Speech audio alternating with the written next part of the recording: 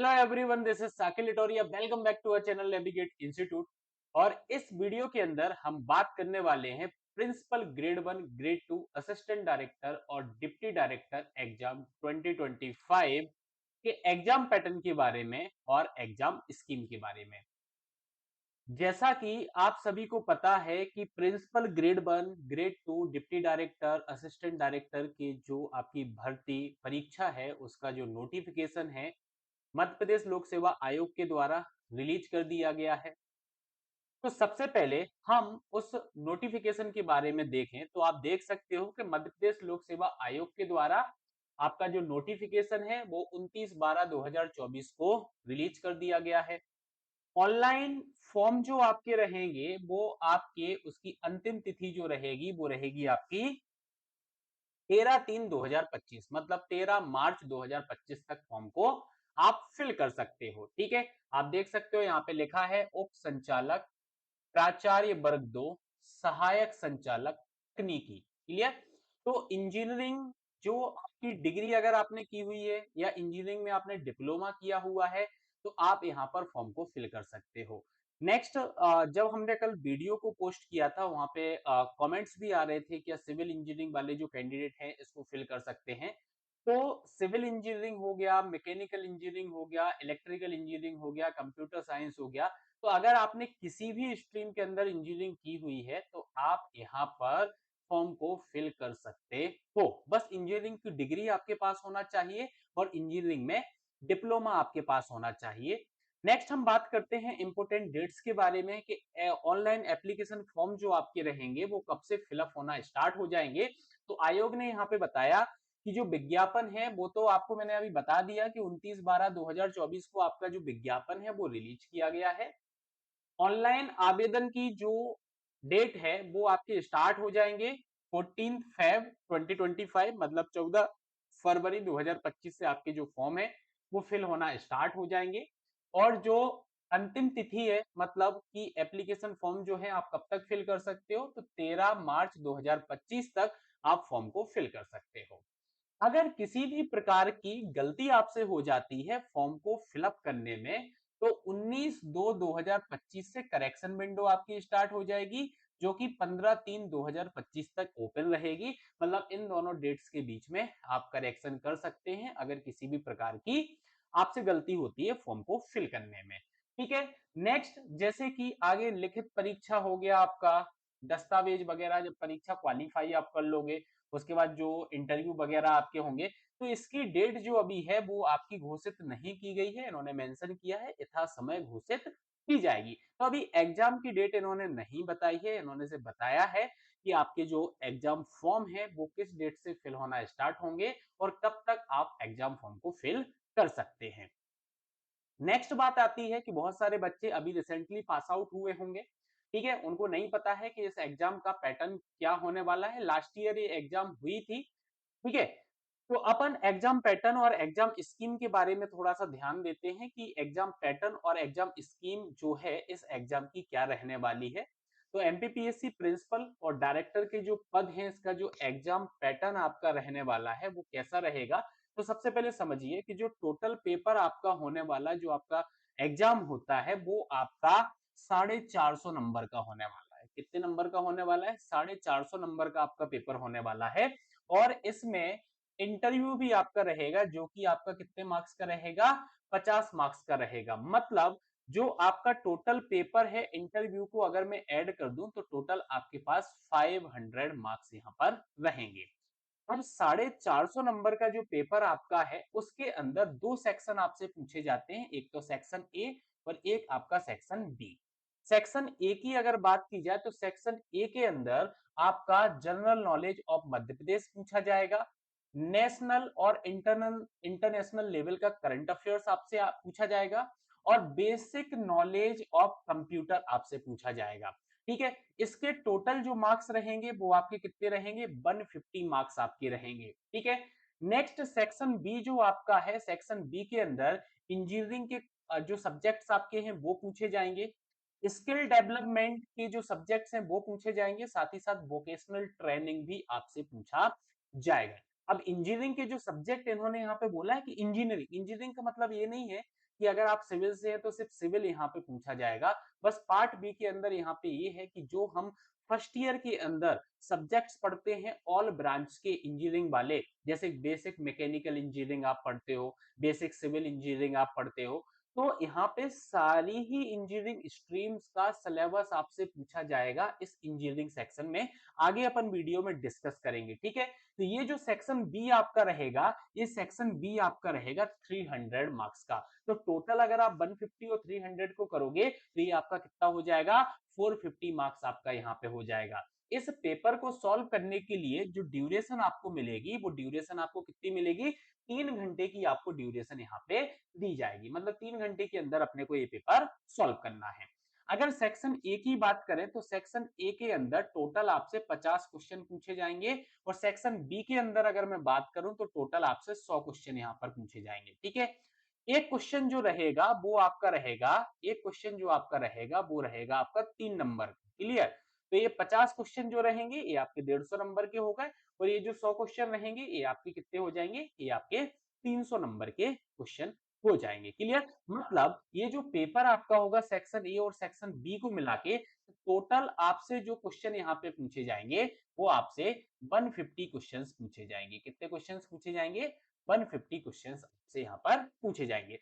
Syllabus जो है वो अभी अपन वीडियो में आगे डिटेल में डिस्कस यहाँ पर करेंगे, ठीक है।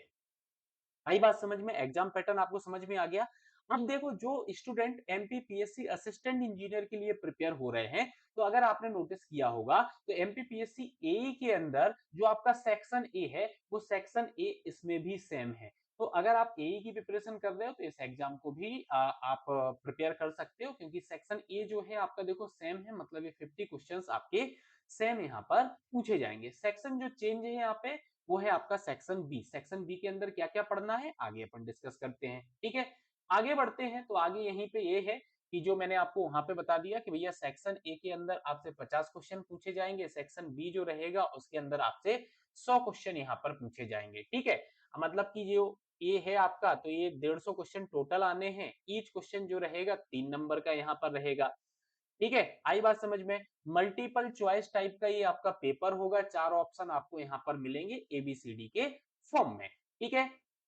There will be two part of the question paper. It will be mandatory to obtain 40% marks in part A, ठीक है, और पार्ट बी सेपरेटली। मतलब कि ऐसा है यहाँ पे कि दोनों ही जो सेक्शन आपके हैं, अगर मैं सेक्शन पे फिर से नजर डालूं तो ये सेक्शन ए और सेक्शन बी, तो सेक्शन ए और सेक्शन बी में सेपरेटली मिनिमम आपके 40% मार्क्स तो आने चाहिए। कहने का मतलब ये है कि सपोज मान लो कि ओवरऑल जो कट ऑफ आपका जाता है, मान लो 300 नंबर आपका कट ऑफ गया, ठीक है। एक एग्जांपल लेके मैं आपको बता रहा हूँ कि 300 नंबर आपका कट ऑफ गया, हो सकता है कि सेक्शन बी के अंदर आपका जो स्कोर है वो बहुत अच्छा स्कोर हो गया, आपने मान लो कि 200 250 नंबर प्लस आपके नंबर आ गए, लेकिन सेक्शन ए का जो 40% का क्राइटेरिया है वो आपने ऑब्टेन नहीं कर पाए, तो आप डिस्क्वालीफाई हो जाओगे। मतलब कि भैया अगर सेक्शन बी में आपका अच्छा स्कोर आ रहा है तब भी 40% सेक्शन ए में आना ही चाहिए, तो दैट इज द मिनिमम जो क्वालिफाइंग मार्क्स है वो 40% आपके रहेंगे सेपरेटली दोनों ही सेक्शन के, ठीक है।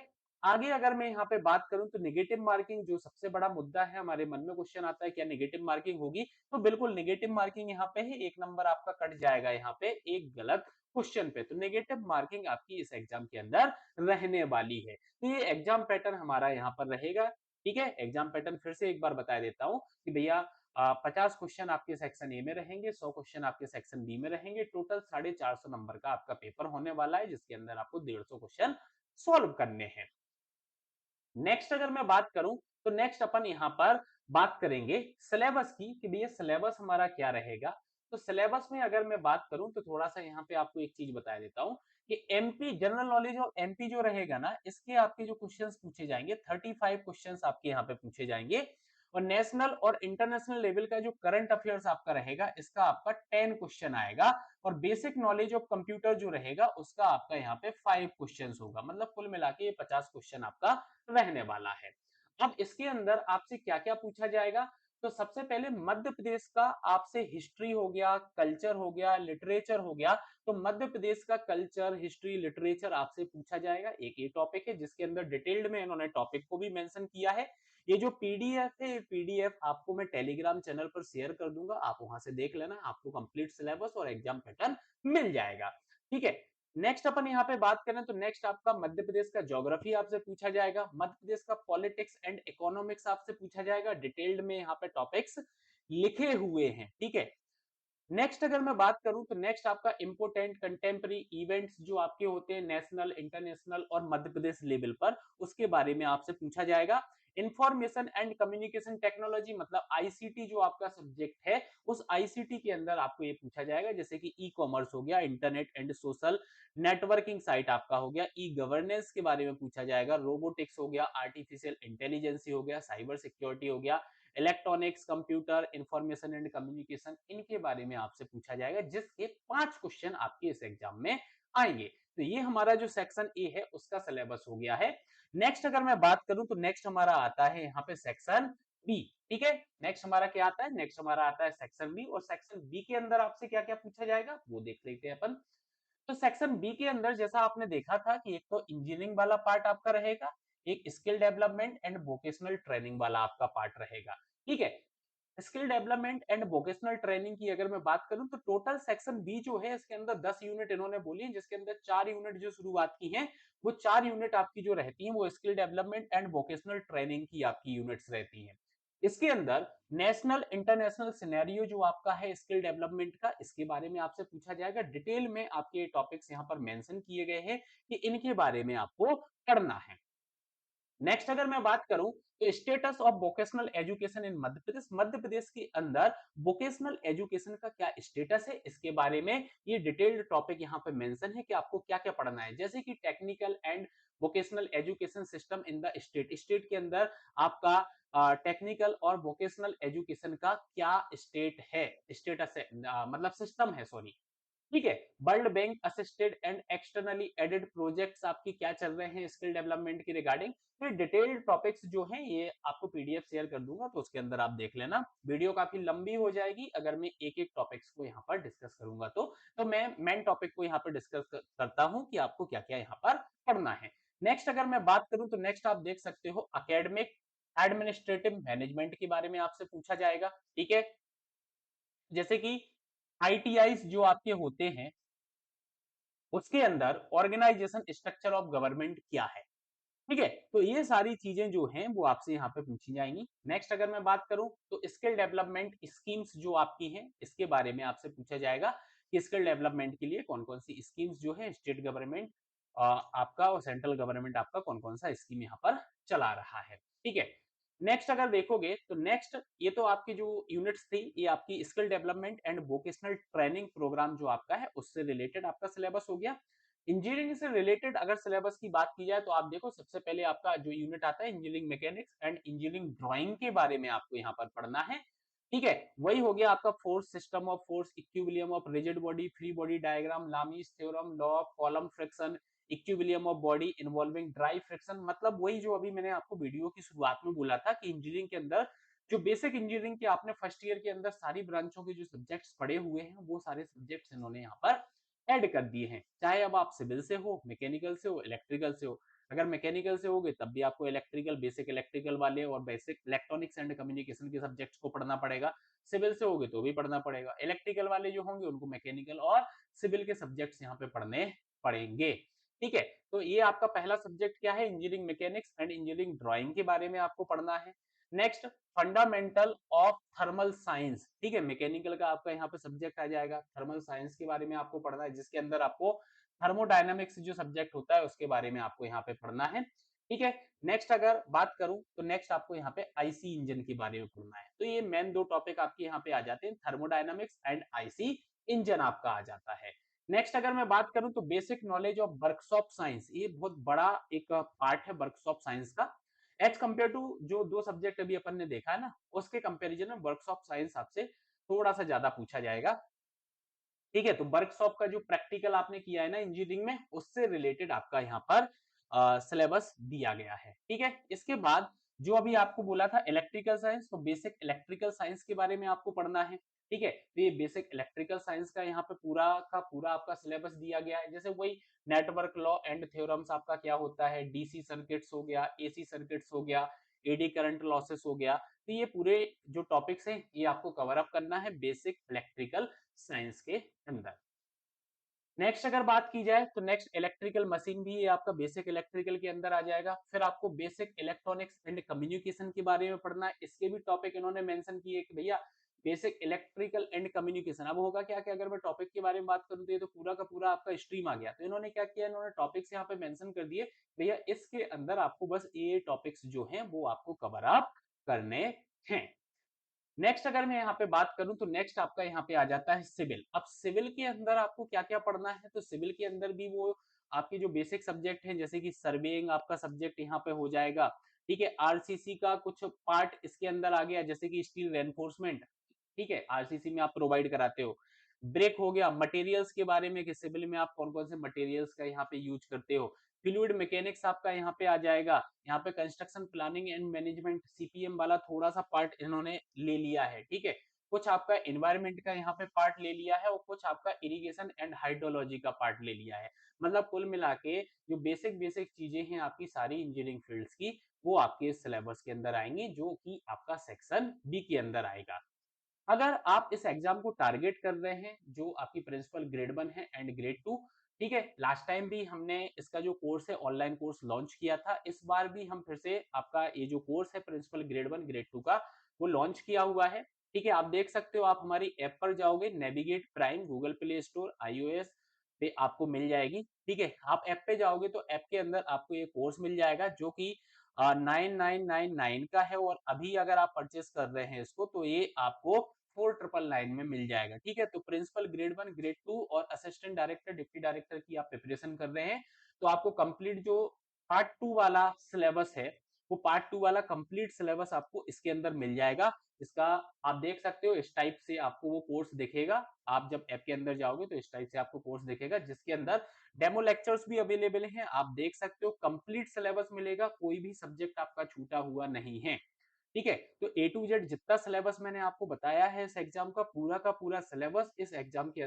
इस कोर्स के अंदर कवर अप किया गया है, ठीक है। ये आपको लाइव प्लस रिकॉर्डेड दोनों ही मोड में मिलने वाला है। नेक्स्ट, ऐसे बच्चे जिन्होंने लास्ट टाइम एग्जाम दिया हुआ था और क्वालिफाई हो गए हैं, अगर वो इंटरव्यू गाइडेंस प्रोग्राम चाहते हैं प्रिंसिपल ग्रेड 1 ग्रेड 2, क्योंकि इसकी भी डेट आ चुकी है कि आपके जो एग्जाम है वो कब शेड्यूल होने वाले हैं, तो इंटरव्यू गाइडेंस प्रोग्राम भी हमारा ऑनलाइन मोड में अवेलेबल है, ठीक है। तो आप देख सकते हो, ये हमारी ऐप पर आपको मिल जाएगा अगर आप इंटरव्यू गाइडेंस चाहते हैं कि किस टाइप से आपका इंटरव्यू होगा, ठीक है। तो ये इंटरव्यू गाइडेंस भी आपको इसका मिल जाएगा। नेक्स्ट अगर मैं बात करूं तो जो पार्ट ए है, सेक्शन ए जो आपका है जिसके अंदर एमपीजी की आईसीटी आपसे पूछा जाएगा, तो एमपीजी के और आईसीटी वाला पार्ट भी आपको मिल जाएगा। और इसका जो प्राइस है वो आपका 1199 आपका प्राइस है। तो 1199 में आपको एमपीजी के एंड आईसीटी वाला पार्ट भी मिल जाएगा। ये भी ऐप पर अवेलेबल है, आप जाके चेक कर सकते हो, ठीक है। साथ ही साथ अगर आप ये कोर्स को परचेज करते हो, ठीक है, तो आपको ये इंक्लूडेड मिलेगा उसके अंदर। अगर आपने कोर्स को नहीं लिया है, आपसे प्रैक्टिस सेशन चाहते हो, आपने सेल्फ स्टडी करके पूरा थ्योरी कवर अप कर लिया है, तो प्रैक्टिस सेशन भी हमारे पास अवेलेबल है। 999 के अंदर आपको एक कंप्लीट यहाँ पे प्रैक्टिस सेशन मिलेंगे, मतलब 50 प्लस प्रैक्टिस सेशन यहाँ पर मिलेंगे आपको, जिसके अंदर कंप्लीट सिलेबस की एमसीक्यू क्वेश्चंस को कराया गया है। अगर मैं लास्ट टाइम की बात करूं तो भाई जो हमारा प्रैक्टिस सेशन था उसमें हमने जो क्वेश्चंस कराए थे एग्जाम के अंदर, as it is skill development and vocational के जो 40 क्वेश्चन आए थे वो एज इट इज क्वेश्चन आए थे। अगर आप चाहो तो हमारा प्रैक्टिस सेशन को देख सकते हो और आप क्वेश्चन पेपर को भी मैच कर सकते हो, ठीक है। तो आपको बहुत ज्यादा हेल्पफुल रहेगा प्रैक्टिस सेशन। कोर्स के अंदर तो ये इंक्लूड है, अगर आप अलग से परचेस करना चाहते हो तो अलग से आपको मिल जाएगा। आपको करना क्या है, इसके लिए आपको नेविगेट प्राइम ऐप को डाउनलोड करना है, गूगल प्ले स्टोर पर मिल जाएगा।